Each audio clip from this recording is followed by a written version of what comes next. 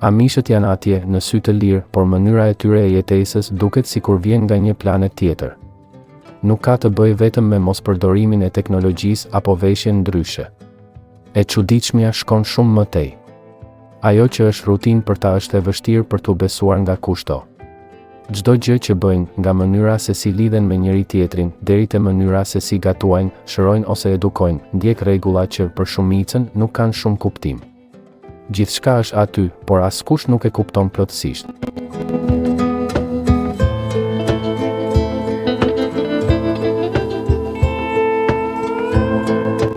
Këto janë zakone që nuk kanë ndryshuar për breza, edhe pse bota nuk i ngjan më asaj që ishte dikur. Dhe gjëja më e fortë nuk është ajo që bëjnë, por mënyra se si e mbajnë atë, pa shpjegime, pa dyshime, pa pushim. Por nëse asgjë nuk mund të jetë e jashtëzakonshme, cilat janë ato gjëra që njerëzit bëjnë çdo ditë që në kohën tonë janë kaq të vështira për t'u kuptuar? Mirë se vini në mundare. Sot do t'ju tregoj. Le të fillojmë.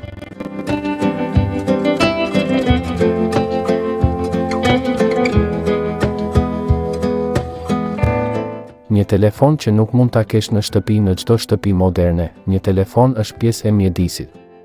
Është në kuzhinë, në dhomën e gjumit, në tryezën e ngrënies. Por midis amishëve, kjo është e paimagjinueshme. Jo sepse e refuzojnë plotësisht teknologjinë, por sepse besojnë se të sjellësh një telefon në shtëpi është si të hapësh një derë që nuk mund të mbyllet.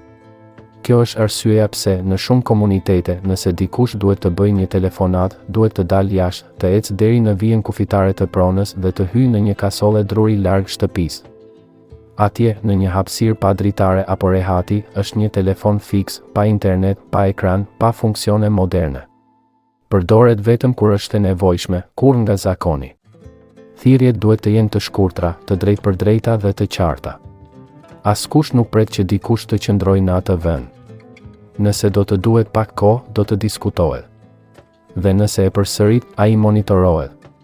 Gjëja më kurioze është se ky telefon nuk është i ndaluar. Lejohet, por në kushte aq të rrepta sa përdorimi i tij bëhet i jashtëzakonshëm.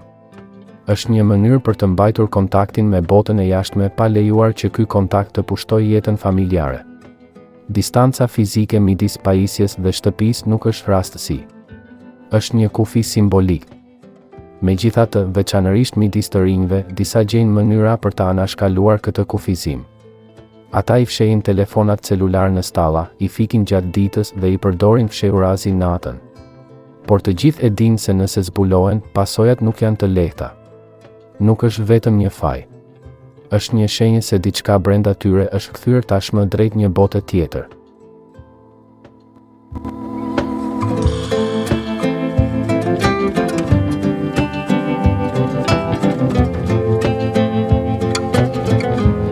Flenë së bashku pa u prekur njëri tjetrin në shumicën e kulturave, kur dy të rinj fillojnë një lidhje, pritet një shkallë e caktuar intimiteti ose të paktën një hapësirë private për t'u njohur me njëri tjetrin.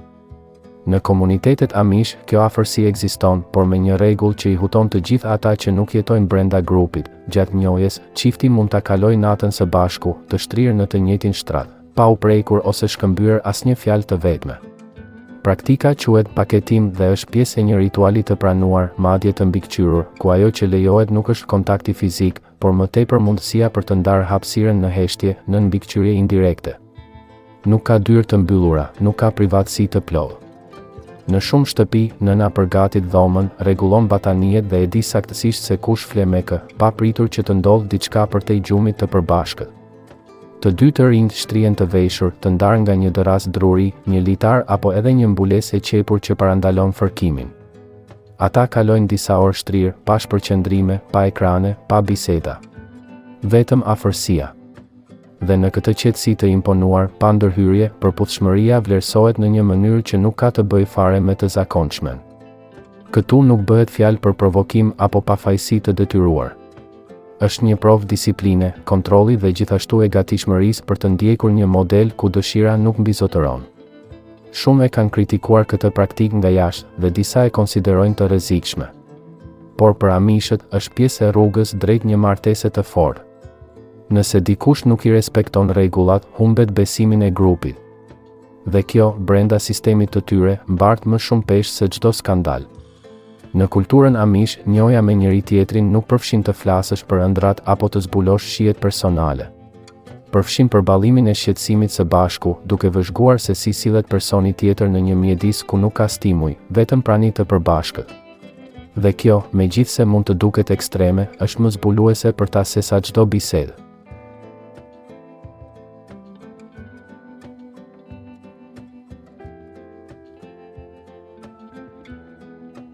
Një shkollë që të mëson të mos largohesh nga grupi në botën amish, shkolla nuk është një përgatitje për t'u përballur me botën e jashtme, por një mjet për të siguruar që të rinjt të qëndrojnë brenda të njëjtit mjedis në të cilin janë rritur.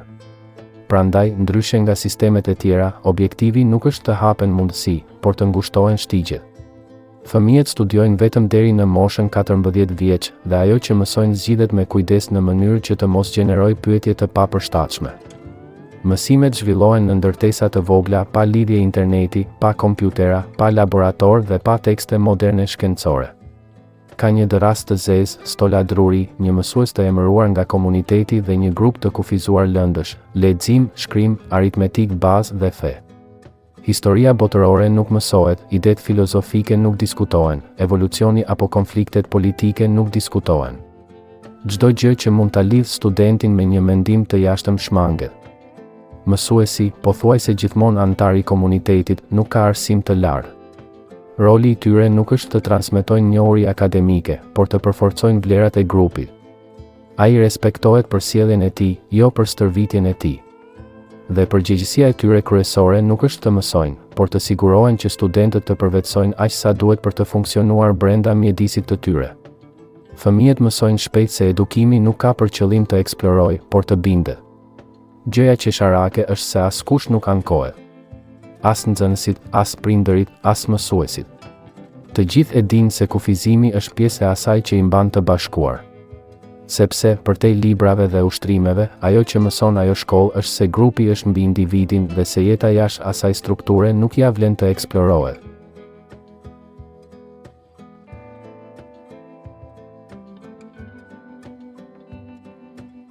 Karroca si stil jetese, jo si transport kur një amish duhet të shkojë nga një vend në tjetrin, ai nuk e ndes makinën dhe as nuk konsultohet me ndonjë aplikacion.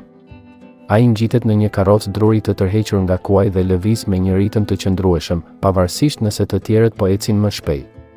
Ajo që është e veçantë tek ata nuk është mënyra e transportit, por parimi që qëndron pas saj. Nuk është nostalgji apo tradit, por një vendim i qartë për të mos u varur nga ajo që nuk mund ta kontrollojnë. Karrocat nuk janë pjesë dekorative dhe as nuk përdoren vetëm për ngjarje. Ato janë pjesë e jetës së përditshme.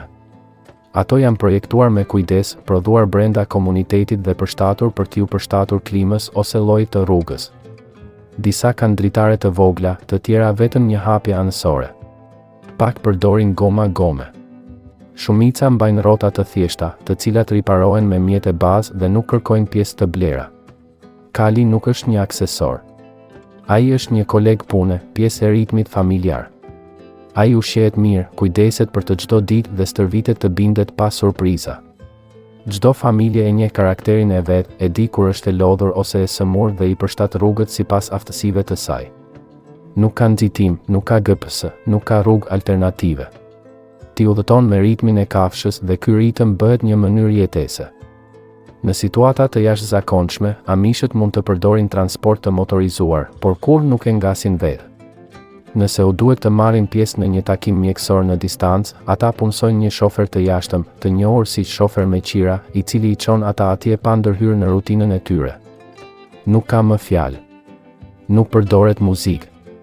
Udhëtimi bëhet dhe kthimi bëhet. Gjëja e rëndësishme është që kontrolli i automjetit të jetë jashtë duarve tuaja. Ata udhëtojnë, por nuk e lën veten të drejtohen nga shpejtësia. Kur ndajnë rrugët me makina moderne, ato nuk shqetësohen. Ata vazhdojnë rrugën e tyre pa parë se kush po i pret pas. Ata vendosin reflektor për të shmangur aksidentet, por nuk shpejtojnë. Ora juaj nuk ndryshon në varësi të trafikut.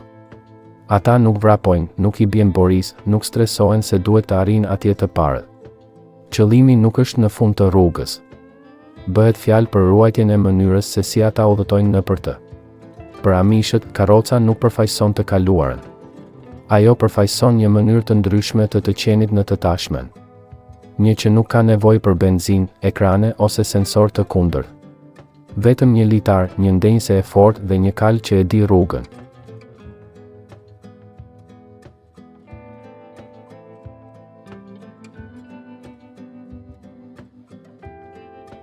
Duke punuar që nga mosha 3 vjeç pa e vënë askush në dyshim në shumicën e vendeve, një fëmijë 3 vjeçar sapo ka filluar të eksplorojë botën. Luaj, vizato, pyet.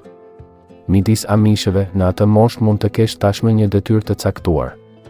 Nuk është një detyrim i imponuar ashpër, por më tepër një integrim i natyrshëm në funksionimin e shtëpisë. Fëmijëria nuk është një fazë e veçantë.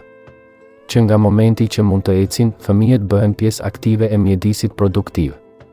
Askush nuk ua shpjegon me fjalë se çfarë duhet të bëjnë.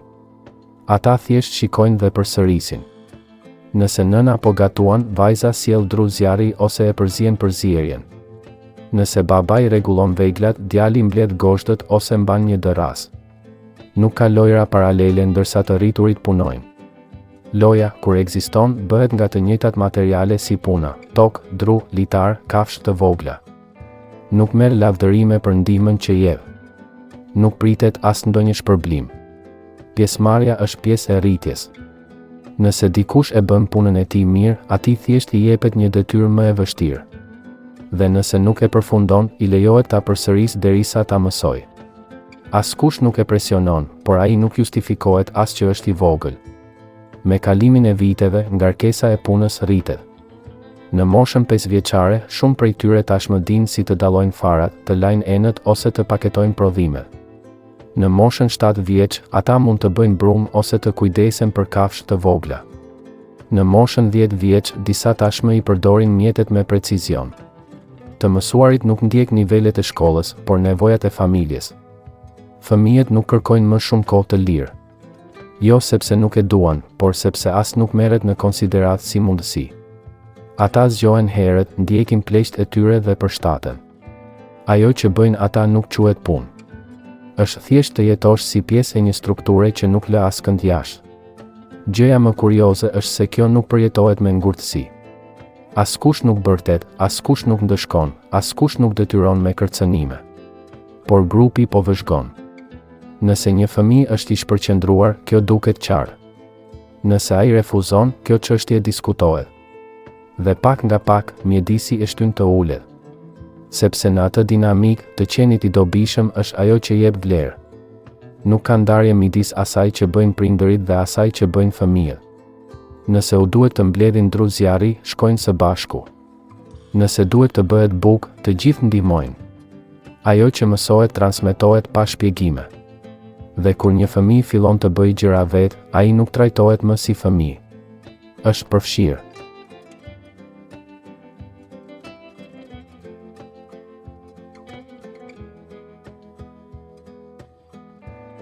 Një mënyrë veshjeje që fshin identitetin nëse dikush vjen në një takim amish për herë të parë, gjëja e parë që vëren është se të gjithë duket se janë veshur njësoj. Nuk ka ngjyra që bien në sy, nuk ka marka të dukshme, nuk ka aksesor. Gratë veshin kapele, përparse dhe fustane të gjatë e të thjeshtë.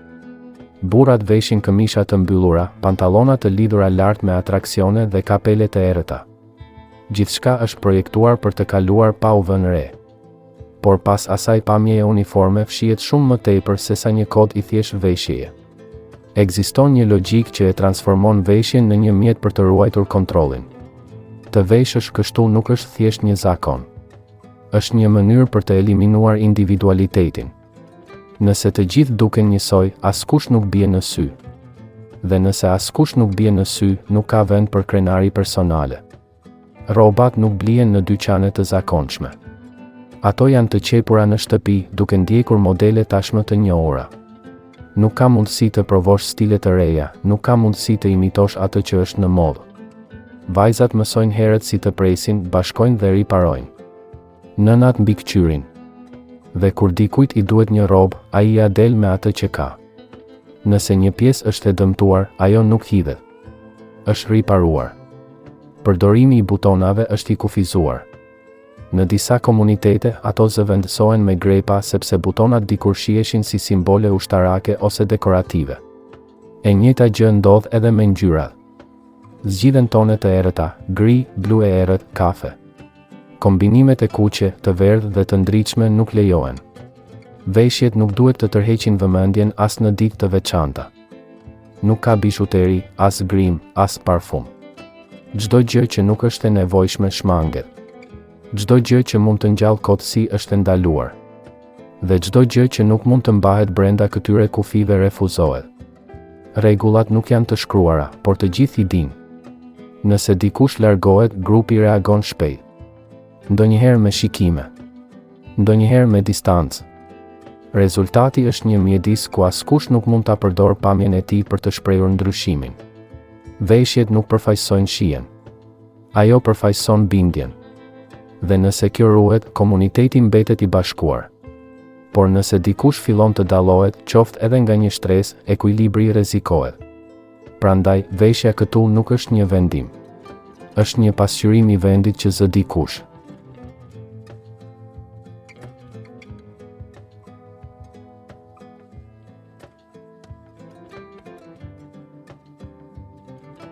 Dënimet që zbatohen pa folur kur dikush në një komunitet amish thyen një rregull të rëndësishëm, ai nuk bërtet, nuk kërcënohet ose nuk ndëshkohet fizikisht.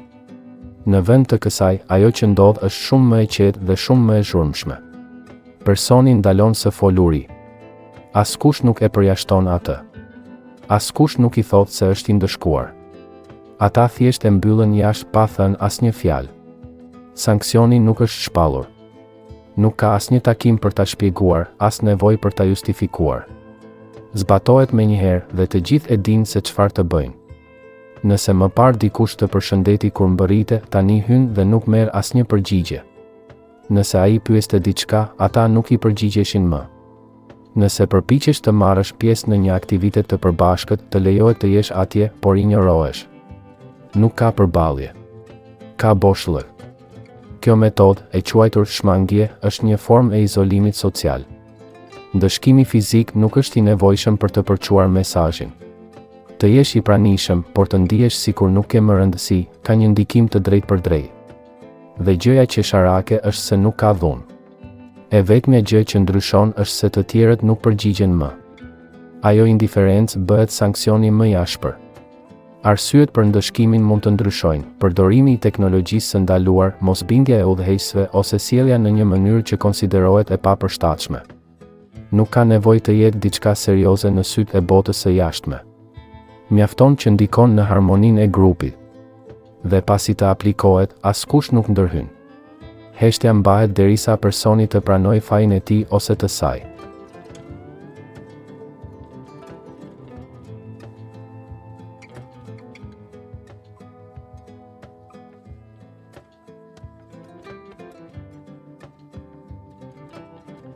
Takime ku njerëzit këndojnë, por nuk flasin çdo javë, të rinjt amish mblidhen në shtëpitë e caktuara për të kaluar kohë së bashku. Nuk ka muzikë moderne, nuk ka vallëzim, nuk ka lojra. Ajo që bëjnë ata është të këndojnë himne të vjetra në grup, pa instrumente dhe pa harmoni moderne.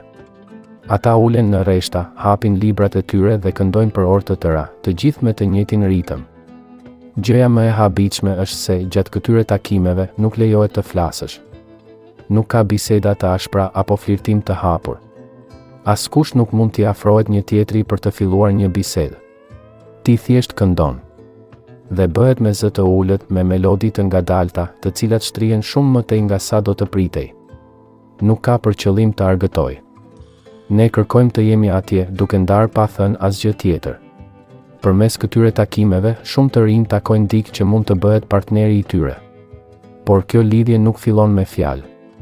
Fillon me shikime të shkurtra, gjeste minimale dhe prani të përsëritur në të njëjtën hapësirë.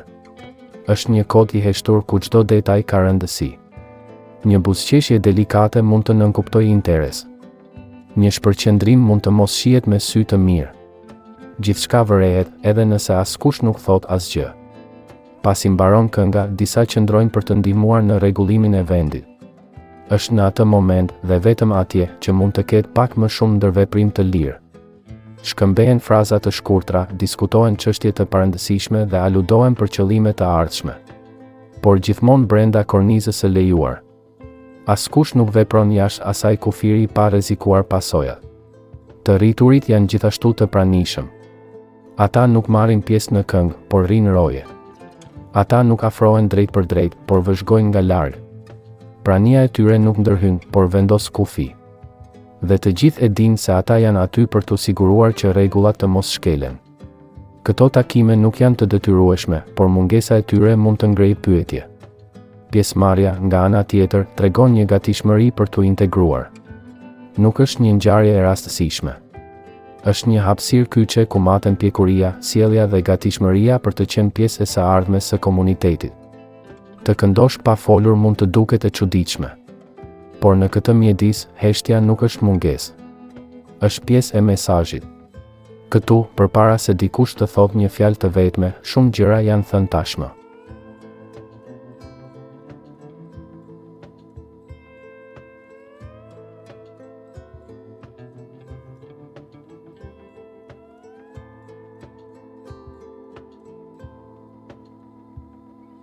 Bizneset që veprojnë pa folur me klientin mund të duket e pamundur që një biznes të lulëzojë pa shërbim ndaj klientit, promovim të dukshëm, një linjë telefonike ose media sociale. Por në shumë komunitete amish, kjo është norma. Punëtoritë e zdrugtëtarisë, furrat e bukës, hambaret e konvertuara ose tezgat në tregjet rurale nuk kanë nevojë për fjalë për të funksionuar. Ajo që ofrohet nuk bërtet. Tregohet me produktin. Dhe marrëdhëniet me blerësit kufizohen në gjërat thelbësore.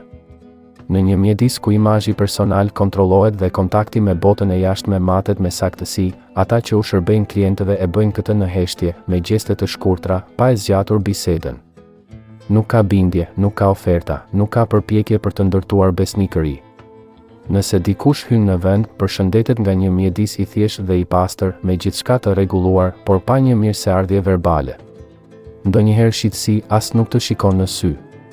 Ai kryen transaksionin, mbledh paratë dhe vazhdon me detyrën e tij. Klientët jo amish, veçanërisht ata të rregullt, e dinë tashmë këtë logjik. Ata nuk presin një buzëqeshje të sforcuar apo një bisedë.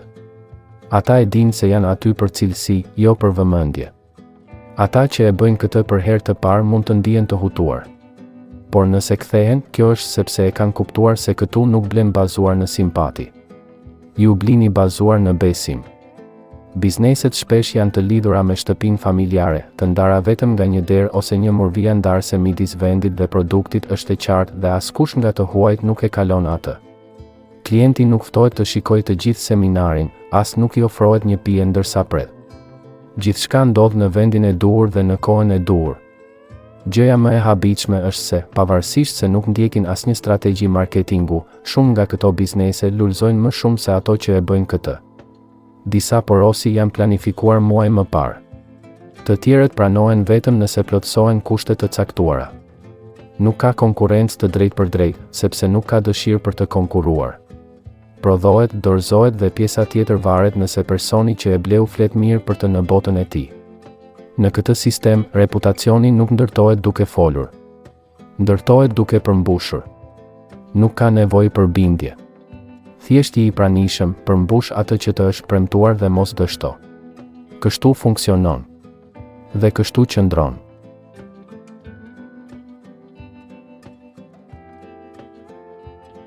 Një fe pa tempuj, pa pastor dhe pa studim shumica e feve të organizuara kanë tempuj, udhëheqës të trajnuar, fjalime të përgatitura dhe orare të caktuara. Midis amishëve, asnjë nga këto nuk është e nevojshme. Nuk ka kisha si ndërtesë qendrore. Ceremonitë mbahen në shtëpi familjare të përshtatura për ditën e adhurimit. Nuk ka karrige të mbushura me bukë, as dekorime. Vendosen stola druri, shpërndahen libra të vjetër dhe hapësira zihet sikur të ishte çdo moment tjetër i jetës. Personi që drejton takimin nuk është një pastor profesionist. Ai nuk ka studiuar teologji, as nuk është përgatitur për të predikuar. Ai u zgjodh me short midis burrave në grup, një proces që varet më shumë nga rastësia dhe vullneti kolektiv sesa nga dia. Pasi emërohet, ai e merr këtë rol për jetë. Dhe ai e bën këtë pa pagesë, pa kërkuar njohje, pa ndryshuar punën e tij të zakonshme. Nëse më parë ka qenë fermer, është ende. Nëse ai ishte zdrugtëtar, ishte edhe ai. Gjatë adhurimit nuk ka muzikë instrumentale. Vetëm një këndim acapella i ngadalt përsëritës në një gjuhë të lashtë që të rinjt shpesh nuk e kuptojnë plotësisht. Por ata ende e këndojnë sepse e kanë dëgjuar gjithmonë. Qëllimi nuk është të kuptuarit e mirëfillt, por përsëritja rituale. E shenjta nuk shpjegohet. Është e jetuar.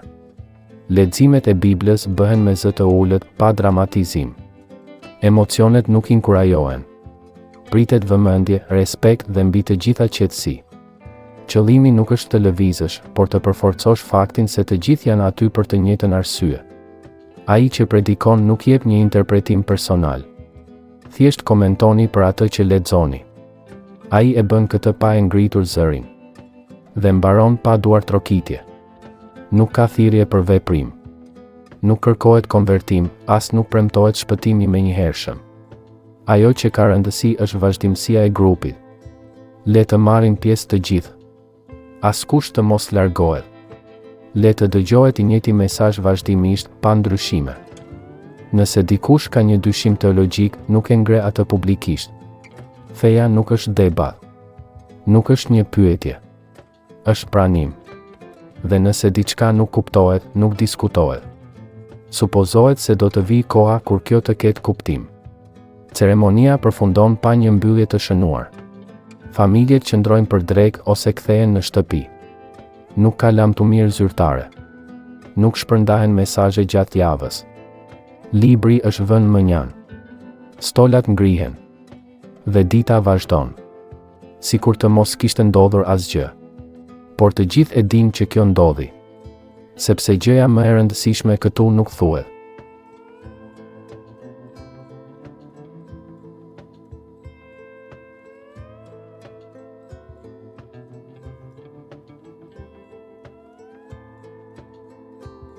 Një kuzhinë pa furrë elektrike ose receta të shkruara.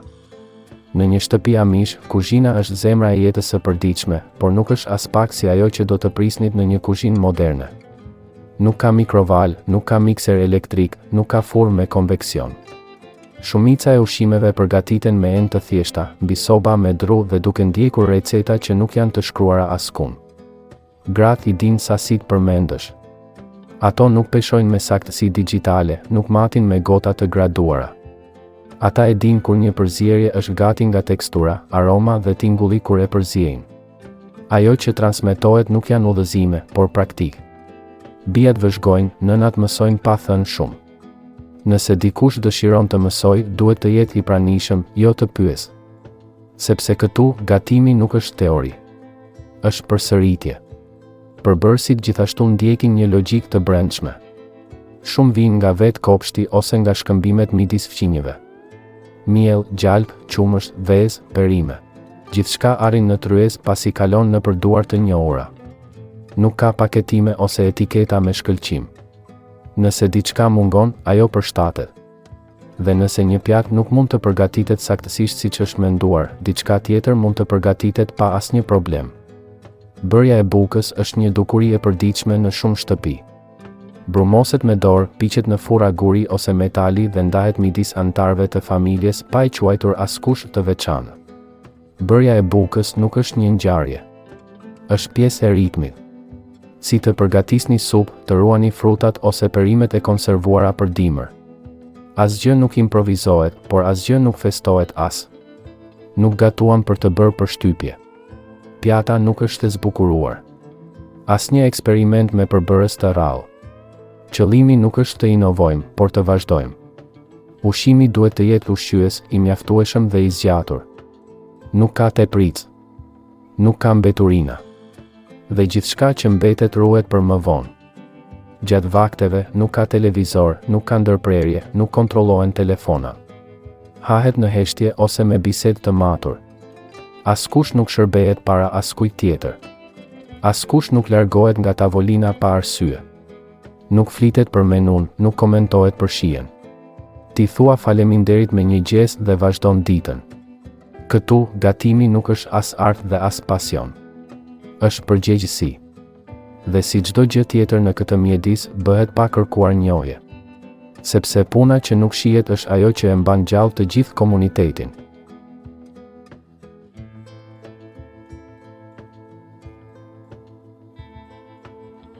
Teknologji që pranohet vetëm nëse nuk preket edhe pse nga jashtë mund të duket sikur amishët jetojnë në një shekull tjetër, e vërteta është se ata nuk e hedhin poshtë të gjithë teknologjinë. Ata e pranojnë, por në kushte shumë specifike. Dhe gjëja më kurioze është se ato mund të punojnë me makina moderne, për sa kohë që nuk janë ato që i ndezin ato. Limiti nuk është te objekti, por te kush e kontrollon atë. Në disa punishte amish, mobiljet e nivelit të lartë prodhohen duke përdorur shara elektrike, kompresor ose presa hidraulike. Por amishët që punojnë atje nuk i përdorin butona. Funksionimi i makinave varet nga një generator i veçantë, i aktivizuar nga një palë jashtme, ose edhe nga një sistem mekanik alternativ që nuk kërkon energji elektrike të drejtpërdrejtë. Në këto hapësira, punëtorët lëvizin midis pajisjeve moderne pa përdorur drejtpërdrejt funksionet e tyre elektronike. Ata rërojnë, mblidhen, organizohen. Por ata nuk programojnë, nuk monitorojnë ekranet, nuk bashkëveprojnë me pajisjet digjitale. Teknologjia është aty, por nuk bëhet pjesë e mënyrës së jetesës. Nuk merret në shtëpi. Fëmijëve nuk u mësohet. Mbetet si një mjet i jashtëm. E njëjta gjë ndodh edhe me energjinë elektrike. Në disa komunitete, ndriçimi artificial lejohet në zona të caktuara, për sa kohë që vjen nga një burim i kontrolluar, siç është një gjenerator i pavarur. Në vende të tjera, sistemet e gazit ose hidraulike pranohen, por kabllot e lidhura me rrjetin publik jo. Ajo që shmanget është lidhja e vazhdueshme me botën e jashtme, jo dobia e rastit e pajisjes. Ky lloj përshtatjeje u lejon amishëve të mbajnë biznese fitimprurëse pa hequr dorë nga stili i tyre i jetesës. Ata ushesin klientëve jo amish, prodhojnë produkte që konkurrojnë në treg dhe ndonjëherë madje i transportojnë ato duke përdorur automjete të drejtuara nga të tjerë. Por gjithçka është e rregulluar. Nuk ka vend për improvizim. Dhe nëse një komunitet e konsideron një mjet shumë pushtues, ai thjesht ndalohet.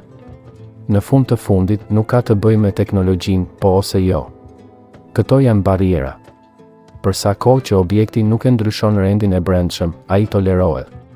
Por, sapo zakonet, prioritetet ose gjuha fillojnë të ndryshojnë, ato hidhen poshtë. Sepse për amishët, gjëja më e rëndësishme është të mos ecin përpara. Është për të ruajtur.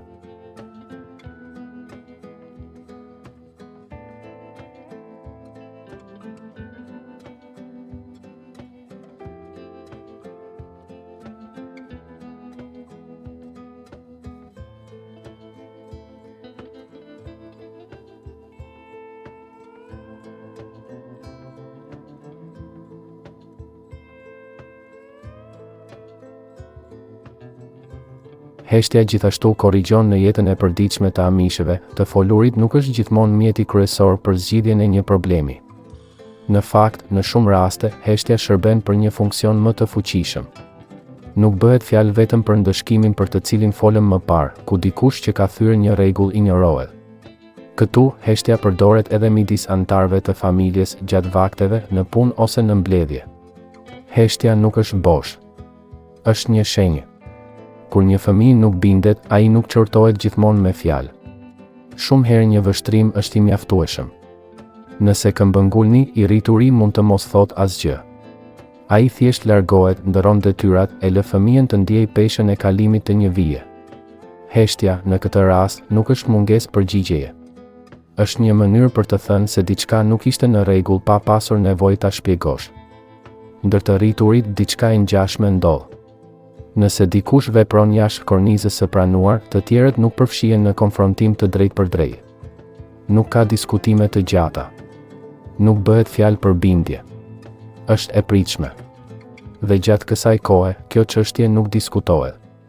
Vetëm fjalët, gjestet, ndërveprimet tërhiqen. Derisa personi të vërejë ndryshimin. Ose ndrysho. Ose largohu. Ky lloj komunikimi nuk mësohet në mënyrë të qartë. Ti mëson duke vëzhguar. Që në moshë të re, amishët e dinë se të folurit nuk është gjithmonë e nevojshme.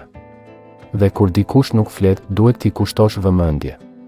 Mund të jetë nga respekti, shqetësimi ose distanca. Por kur nga pakujdesia. Këtu, heshtja gjithmonë ka një kuptim. Gjatë takimeve të komunitetit, edhe hapësirat e vendimmarrjes trajtohen me pak fjalë.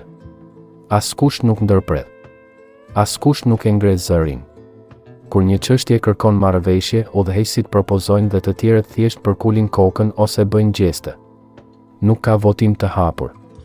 Nuk ka debate. Ekziston konsensus për sjelljen. Dhe nëse dikush kundërshton, e bën këtë duke heshtur kur të gjithë të tjerët kanë dhënë shenja dakordësie. Ky sistem zbatohet edhe në momente më intime. Në një çift, në një familje, në prindërim. Jo çdo gjë diskutohet. Jo çdo gjest sqarohet. Shumë gjëra merren si të mirëqena, dhe kur ato nuk ndiqen, nuk lind konflikti hapur. Krijohet një hapësirë bosh. Dhe ajo hapësirë bëhet biseda e vërtetë. Nga jashtë mund të duket e tensionuar ose edhe e pakëndshme. Por në mjedisin amish është pjesë e rendit. Jo gjithçka thuhet. Jo gjithçka është përgjigjur. Dhe kur kjo pranohet, grupi funksionon pa fërkime të dukshme. Sepse këtu, zhurma nuk është e mirë se ardhur. Dhe kur shmanget, të gjithë e kuptojnë më mirë se ku qëndrojnë.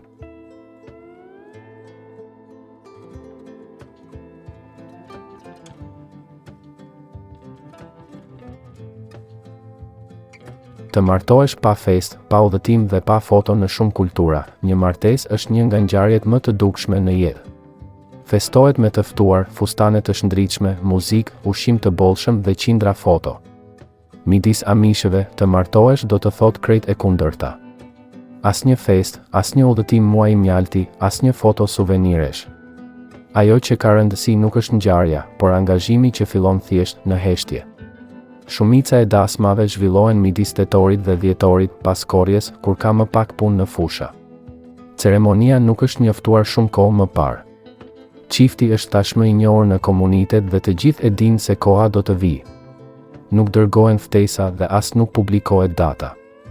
Organizohet në shtëpinë e njërit prej të dyve, zakonisht të nuses, dhe gjithçka e nevojshme përgatitet me ndihmën e familjes dhe fëmijëve. Dita fillon herët. Të pranishmit mbërrin të veshur si zakonisht, pa ndonjë detaj të veçantë. Nusja nuk mban velo, nuk vendos grim dhe nuk buqeta me lule. Fustani i saj është i ri, por i njëjti stil që do ta vishte çdo ditë tjetër. Dhëndri vesh këmishën dhe kapelen e tij më të mirë, por pa u përpjekur të bjerë në sy. Gjëja e rëndësishme nuk është imazhi. Është të jesh atje. Ceremonia përbëhet nga lutje, lexim dhe këngë. Zgjat për disa orë. Nuk ka fjalime romantike, as shkëmbim unazash, as fjalë personale. Çifti ulet përpara në heshtje, ndërsa udhëheqësit fetar drejtojnë takimin. Askush nuk duartroket. Askush nuk bërtet rroft nusja dhe dhëndri. Dhe kur mbaron, çifti bashkohet me pjesën tjetër si gjithmonë. Pastaj shërbehet një vakt i madh i përgatitur nga gratë e komunitetit. Ne ham me radhë, pa muzikë në sfond, pa lojra, pa dolli. Gjithçka është e organizuar mirë, por pa zbukurime. Ajo që ka rëndësi është ndarja, jo të bërit për shtypje. Muaji i mjaltit nuk ekziston si koncept. Çifti e kalon natën në shtëpinë e prindërve të dhëndrit ose në një shtëpi aty pranë. Gjatë ditëve në vijim, ata vizitojnë të afërmit dhe fëmijët. Ata nuk udhëtojnë, nuk pushojnë, nuk dalin për të festuar. Jeta e re fillon me punë, me rutinë, me integrimin në sistemin që ata tashmë e njohin. Nuk bëhen foto. Kujtimet nuk publikohen. Kujtimi i asaj dite mbetet tek ata që ishin atje dhe kjo mjafton. Për amishët, martesa nuk ka të bëjë me t'i treguar diçka botës. Po merr një rol brenda grupit. Dhe kur kjo të ndodh, gjithçka tjetër mund të heshtë.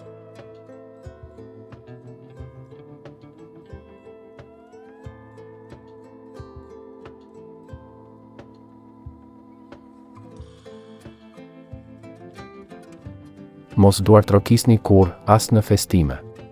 Në shumë kultura, duartrokitjet janë automatike. Dikush mbaron së foluri dhe ata duartrokasin. Një fëmijë ka ditëlindjen, ai duartrokitet. Ka një martesë, një arritje, një ngjarje. Dhe gjithmonë ka duartrokitje. Por në botën amish, ky zakon thjesht nuk ekziston. Nuk ka duartrokitje. Nuk pritet, nuk lejohet, nuk praktikohet. Heshtja zë atë vend. Dhe nuk ndihet si boshllëk, por si respekt. Nëse dikush këndon mirë gjatë një takimi, nuk njihet nga duartrokitjet. Nëse një fëmijë reciton një tekst, ai nuk duartrokitet. E falenderon me një vështrim, me një fjalë të thjesht, ose ndonjëherë thjesht pa asgjë. Sepse këtu, ajo që bëhet mirë nuk ka nevojë për përforcim. Ky rregull nuk është i vogël. Ai pasqyron një mënyrë të tërë të kuptuarit të jetës. Duartrokitjet e vendosin individin në qendër. E ndan atë nga grupi. Bëj një ndryshim, edhe nëse është vetëm për një çast. Dhe kjo është pikërisht ajo që amishët përpiqen të shmangin. Ata duan që çdo veprim të ketë vlerë në vetvete, jo për shkak të reagimit që provokon.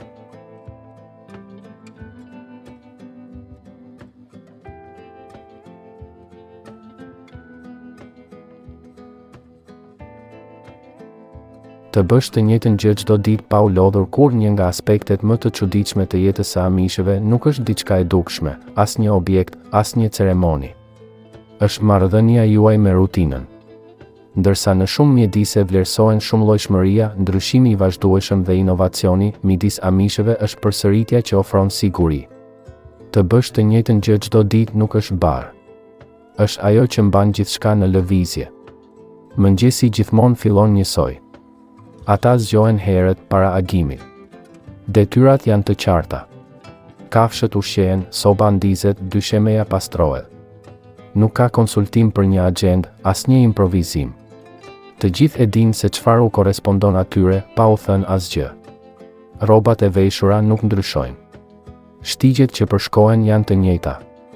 Mjetet nuk rinovohen shpesh. Lutjet që thuhen janë ato të zakonshme. Dhe askush nuk duket se dëshiron të ndryshojë asgjë. Sepse ndryshimi krijon dyshime. Dhe dyshimi, për ta, e prish ritmin që e mban grupin të bashkuar. Të dielave ka një takim fetar. Çdo javë, në një shtëpi të ndryshme, por me të njëjtën strukturë. Nuk ka rëndësi sa herë është dëgjuar një këngë ose tekst. Përsëritet vetë. Dhe kjo nuk është e mërzitshme. Përforcon. Të bën të ndihesh sikur gjërat po ecin përpara, sikur gjithçka është në vendin e vet pasi i pam të gjitha këto, është e pamundur të mos bësh një pyetje. Si mund të vazhdojnë të jetojnë kështu, sikur koha të ketë ndaluar? Për ta, asgjë që bëjnë nuk është e çuditshme. Por e parë nga jashtë, secila prej zakoneve të tyre duket e marrë nga një botë tjetër. Nuk bëhet fjalë vetëm për traditat e vjetra. Është një mënyrë të menduari, të ndjeri, të ekzistuari që bie ndesh drejt për drejt me logjikën moderne. Dhe ndoshta kjo është ajo që është më e habitshme, që ata nuk janë të humbur në të kaluarën, por e kanë bërë atë të tashmen e tyre.